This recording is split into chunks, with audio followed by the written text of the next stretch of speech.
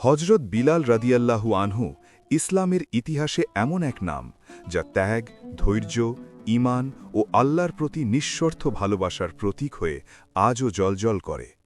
তিনি ছিলেন সেই মানুষদের একজন যাদের মাধ্যমে আল্লাহ তাআলা প্রমাণ করে দিয়েছেন যে মর্যাদা বংশে নয়, গায়ের রঙে নয়, সম্পদে নয়, মর্যাদা কেবল তাকওয়া ও ঈমানে। বিলাল রাদিয়াল্লাহু আনহুর জীবন ছিল দাসত্বের শৃঙ্খল থেকে মুক্ত হয়ে আল্লাহর সবচেয়ে প্রিয় বান্দাদের কাতারে পৌঁছানোর এক বিস্ময়কর সাফার।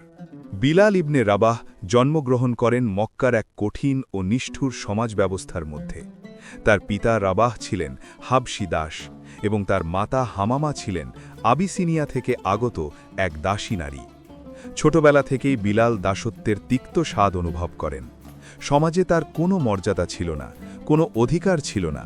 মানুষ হিসাবে নয়, বরং মালিকের সম্পত্তি হিসাবে তাকে গণ্য করা হতো।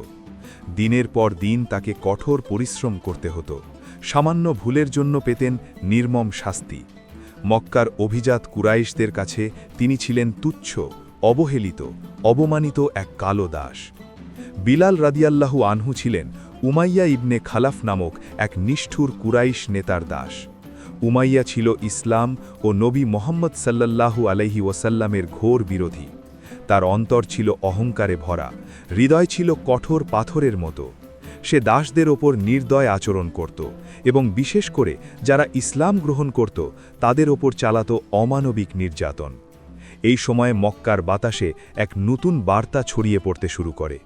মোহাম্মদ ইবনে আবদুল্লাহ সাল্লাল্লাহু আলাইহি ওয়াসাল্লাম মানুষকে ডাকছেন এক আল্লাহর দিকে, ডাকছেন ন্যায়, সত্য ও মানবতার পথে।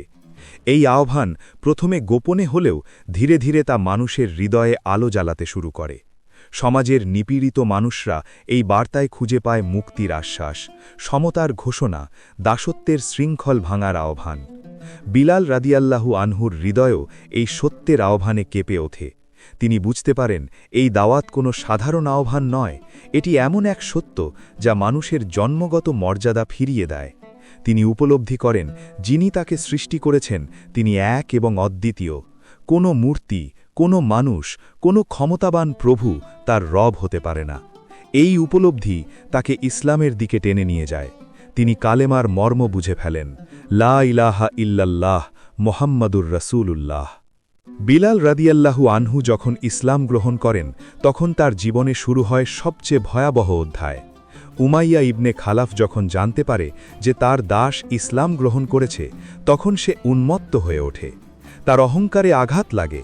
সে সিদ্ধান্ত নেয় যে কোনো মূল্যে বিলালকে ইসলাম ত্যাগে বাধ্য করবে। প্রতিদিন প্রচণ্ড রোদে তাকে মক্কার উত্তপ্ত বালির ওপর শুইয়ে দেওয়া হতো। তার বুকের ওপর চাপিয়ে দেওয়া হতো বিশাল পাথর। শ্বাস নিতে কষ্ট হতো, শরীর পুড়ে যেত, ঠোঁট শুকিয়ে ফেটে যেত।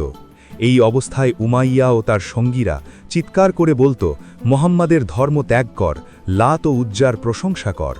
কিন্তু বিলাল রাদিয়াল্লাহু আনহুর মুখ থেকে বের হতো মাত্র একটি শব্দ, আহাদ, আহাদ, এক আল্লাহ, এক আল্লাহ। এই একটি শব্দেই তিনি প্রকাশ করতেন তার ঈমানের দৃঢ়তা। শরীর ভেঙে পড়লেও তার বিশ্বাস ভাঙেনি, চামড়া ছিঁড়ে গেলেও তার হৃদয় আল্লাহ থেকে বিচ্ছিন্ন হয়নি। এই দৃশ্য দেখে অনেকেই অবাক হয়ে যেত। একজন দাস যার কিছুই নেই, সে কিভাবে এত দৃঢ় থাকতে পারে? আসলে তার ছিল সবচেয়ে বড় সম্পদ, ঈমান। এই নির্যাতনের দৃশ্য একদিন হজরত আবু বকর সিদ্দিক রাদিয়াল্লাহু আনহুর চোখে পড়ে। তিনি আর সহ্য করতে পারেননি। তিনি উমাইয়ার কাছে গিয়ে বিলালকে কিনে নেওয়ার প্রস্তাব দেন। উমাইয়া বিদ্রুপ করে উচ্চ মূল্য দাবি করে, কিন্তু আবু বকর রাদিয়াল্লাহু আনহু বিনা দ্বিধায় তা পরিশোধ করেন। এরপরই তিনি বিলালকে মুক্ত করে দেন। সেই দিন বিলাল রাদিয়াল্লাহু আনহু শুধু দাসত্ব থেকেই মুক্ত হননি, তিনি ইসলামের বুকে এক সম্মানিত মানুষ হিসাবে নতুন জীবন শুরু করেন। মুক্ত হওয়ার পর বিলাল রাদিয়াল্লাহু আনহু নিজেকে পুরোপুরি আল্লাহ ও তার রসুলের সেবায় নিয়োজিত করেন। তিনি নবী মোহাম্মদ সাল্লাল্লাহু আলাইহি ওয়াসাল্লামের সান্নিধ্যে থাকার সুযোগ পান। নবীজি তাকে অত্যন্ত ভালোবাসতেন, তার প্রতি ছিল গভীর সম্মান। সমাজে যাকে একদিন তুচ্ছ মনে করা হতো তাকেই রাসূলুল্লাহ সাল্লাল্লাহু আলাইহি ওয়াসাল্লাম নিজের কাছের মানুষ হিসাবে গ্রহণ করেন। মদিনায় হিজরতের পর ইসলামের সমাজ ব্যবস্থা নতুনভাবে গড়ে ওঠে। মুসলমানদের নামাজের জন্য একত্রিত করার প্রয়োজন দেখা দেয়। তখন আল্লাহর পক্ষ থেকে আজানের বিধান আসে। নবীজি সাল্লাল্লাহু আলাইহি ওয়াসাল্লাম এই মহান দায়িত্ব দেন বিলাল রাদিয়াল্লাহু আনহুকে। তার কণ্ঠে ছিল গভীরতা, আন্তরিকতা আর ঈমানের শক্তি। যখন তিনি আজান দিতেন, মদিনার বাতাস যেন কেঁপে উঠত। সেই আজান শুধু নামাজের আহ্বান ছিল না, ছিল দাসত্ব ভেঙে মুক্ত মানুষের বিজয় ধ্বনি। বিলাল রাদিয়াল্লাহু আনহু নবীজির সঙ্গে যুদ্ধেও অংশগ্রহণ করেন। বদর, উহুদ, খন্দক সহ বিভিন্ন গুরুত্বপূর্ণ যুদ্ধে তিনি উপস্থিত ছিলেন। বদরের যুদ্ধে তিনি নিজের প্রাক্তন মনিব উমাইয়া ইবনে খালাফকে আল্লাহর শত্রু হিসাবে দেখেন এবং সেই যুদ্ধেই উমাইয়ার পরিণতি ঘটে। এটি ছিল আল্লাহর পক্ষ থেকে এক ন্যায় বিচারের দৃশ্য। মক্কা বিজয়ের দিন ছিল বিলাল রাদিয়াল্লাহু আনহুর জীবনের এক অবিস্মরণীয় মুহূর্ত। যেই শহরে একদিন তাকে পাথরের নিচে চাপা দেওয়া হয়েছিল, সেই শহরের কাবা শরীফের ছাদে দাঁড়িয়ে তিনিই প্রথম আজান দেন। কালো দাসের কণ্ঠে কাবার ওপর আজান, এটি ছিল অহংকারের বিরুদ্ধে ইসলামের সবচেয়ে শক্তিশালী বার্তা। নবী মুহাম্মদ সাল্লাল্লাহু আলাইহি ওয়াসাল্লামের ইন্তেকালের পর বিলাল রাদিয়াল্লাহু আনহু গভীর শোকে ভেঙে পড়েন। তিনি আর মদিনায় আজান দিতে পারতেন না। আজানের প্রতিটি শব্দে তার হৃদয় ভেঙে যেত। তাই তিনি মদিনা ছেড়ে শামে চলে যান। অনেক বছর পর একদিন তিনি স্বপ্নে নবীজিকে দেখেন। সেই স্বপ্নের টানে তিনি মদিনায় ফিরে এসে আজান দেন। সেই আজান শুনে পুরো মদিনা কান্নায় ভেঙে পড়ে। শেষ পর্যন্ত এই মহান সাহাবী শাম অঞ্চলে ইন্তেকাল করেন। মৃত্যুর সময় তার মুখে ছিল প্রশান্তির হাসি।